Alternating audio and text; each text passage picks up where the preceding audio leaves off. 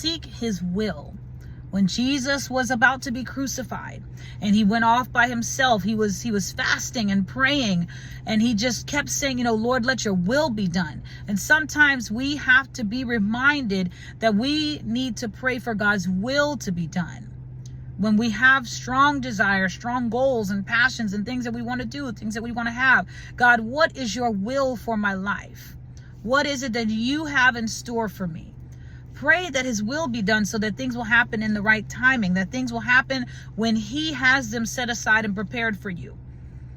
And we often look, for those of you that maybe you're a little bit older, or maybe you've been going at certain things for a long time. It might not be relevant to age, but it might be relevant to the time frame that you've been going at certain things, that you've been working on something specific. Maybe you feel like it's been a number of years or amount of time, and you think to yourself, this should be better by now. This should be greater by now.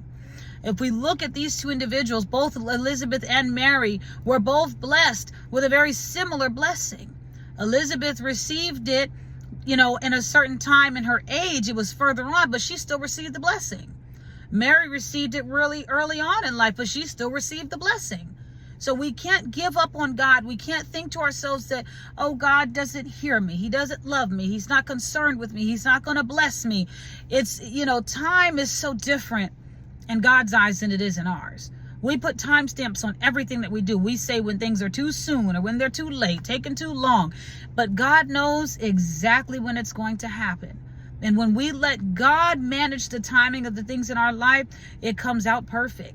It comes out just the way that he intended it for it to, and not in the way that, when we try to rush things along and make it happen in our own way, right? We're reminded of Abram and Sarah when she tried to push and make him have that baby with the housemaid, instead of doing it the right way that God had promised them. And then of course that causes some heartache and some pain.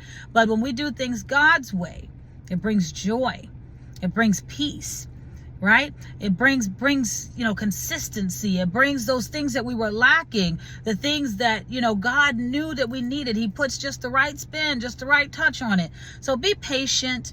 Everything in his timing, according to his will. He is concerned about you. He does want to see you have joy, but just be patient for his will. Continue to live a life of righteousness. Don't get weary and start doing things your own way and start faltering on your life living. Continue to be upright before the Lord. Continue to walk in his ways. Continue to uphold his word, uphold the standard, and be pure and righteous before him. For with God, nothing shall be impossible. Be blessed.